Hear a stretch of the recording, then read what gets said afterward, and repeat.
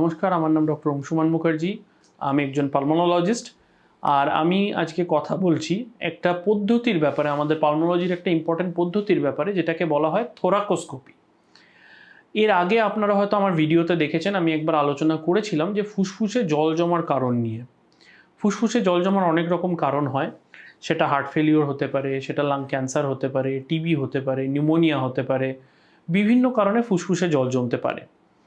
এখন আমরা সেই জল জমলে এক্স রে করি, অনেক সময় আল্ট্রাসাউন্ড করি এবং চেষ্টা করি সেই জলটাকে বার করে, আর কেউ আল্ট্রাসাউন্ড গাইডেড করেন, কেউ সিটি গাইডেড করেন, বিভিন্নভাবে সেই জলটাকে বার করে সেটাকে টেস্টিংয়ে পাঠানো হয়।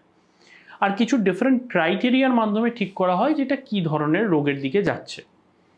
এখন কিছু ক্রাইটেরিয়া আছে যেখানে আমরা 100% শিওর হতে পারি না যেটা ম্যালিগন্যান্সির দিকে আছে, অর্থাৎ ক্যান্সার হতে পারে, নাকি প্লেন নিউমোনিয়ার জন্য জল জমছে, নাকি অন্য কোনো কারণ আছে।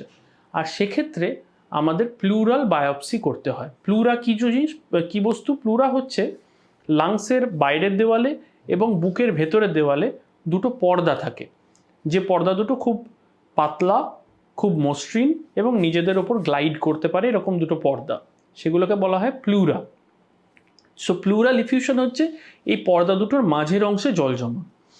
এখন যখন আমরা কোনো কারণ প্রপারলি খুঁজে পাচ্ছি না, তখন আমাদের প্লুরাল বায়োপসি করতে হয়। আর এই প্লুরাল বায়োপসির জন্য আগেকার দিনে বিভিন্ন ক্রুড টেকনিক ইউজ করা হতো, এখন সে জায়গায় মেডিকেল থোরাকোস্কোপি বলে একটা পদ্ধতি ইউজ করা হয়।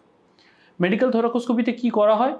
এখন আর আমরা জেনারেল অ্যানাস্থেসিয়া করি না, আমরা লোকাল অ্যানাস্থেসিয়া করে, সে আপনার ডান দিকে জল জমেছে, ডান দিকে জায়গাটাকে ইউএসজি দিয়ে ডিনোট করে বুঝে নিয়ে যে হ্যাঁ এই জায়গায় জল আছে, সেইখানটাকে লোকাল অ্যানাস্থেসিয়া করে কখনো কখনো পেশেন্টকে একটু ডিপ ঘুম পাড়িয়ে সেই জায়গাটার মধ্যে দিয়ে একটা ক্যামেরা ঢোকানো হয়।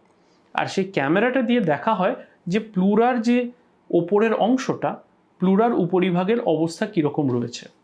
সেখানে ভেতরে বিভিন্ন রকমের গুটি থাকতে পারে, ভেতরে ঘা থাকতে পারে, ভেতরে ক্যান্সারাস গ্রোথ থাকতে পারে, অনেক কিছু থাকতে পারে। সেখান থেকে আমরা বায়োপসি নিই আর সেই বায়োপসিটাকে টেস্টিংয়ের জন্য পাঠানো হয়।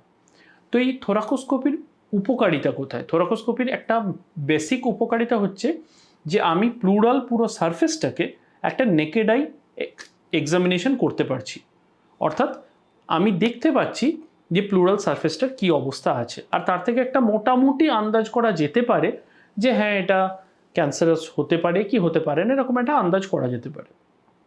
দ্বিতীয় কি, যখন আমরা থোরাকোস্কোপি করছি তখন সাকশনের মাধ্যমে ম্যাক্সিমাম জলটাকে বাইরে বার করে দেওয়া যায়, তাতে পেশেন্টের সিমটোম্যাটিক রিলিফও অনেকটা হয়, শ্বাসকষ্ট কমে, এক ধাক্কায় অনেকটা জল বেরিয়ে যাওয়াতে শ্বাসকষ্টটা বেশ অনেকটাই কমে আসে।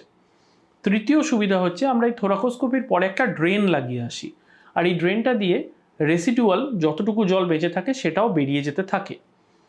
এর আরেকটা সুবিধা যে যদি দেখা যায় যে কোনো ক্যান্সারাস প্রবলেম এলো, বা যদি দেখা যায় কোনো অন্য কোনো প্রবলেম এলো, সেক্ষেত্রে আমরা প্লুরোডেসিস বলে একটা জিনিস করে থাকি। প্লুরোডেসিস আর কিছুই না, বিভিন্ন ওষুধের মাধ্যমে এই ড্রেনের মধ্যে দিয়ে ওষুধটা দিয়ে দেওয়া হয় ভেতরে, যাতে কিনা এই দুটো প্লুরা, অর্থাৎ বুকের ভেতরের দিকে দেওয়াল এবং লাংসের ওপরের দিকে চাদর, এরা দুজন পার্মানেন্টলি গ্লুয়ের মতো আটকে যায়। তাহলে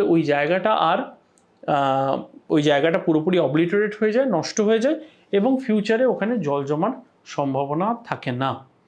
তাহলে এভাবে আমরা মেডিকেল থোরাকোস্কোপি করতে পারি, যেটা খুব সহজ একটা পদ্ধতি, উইদাউট অ্যানাস্থেসিয়া করা যায়, লোকাল অ্যানাস্থেসিয়ার মাধ্যমে, উইদাউট জেনারেল অ্যানাস্থেসিয়া করা যায়, লোকাল অ্যানাস্থেসিয়ার মাধ্যমে পুরো জিনিসটাকে সম্পন্ন করা যায় এবং পেশেন্টকে চটপট রিলিফ দেওয়া যায়। একই সাথে বায়োপসি ম্যাটেরিয়াল নিয়ে সেগুলো পাঠিয়ে সেই অনুযায়ী চিকিৎসা পদ্ধতিকে এগিয়ে নিয়ে যাওয়া যায়। Thank you.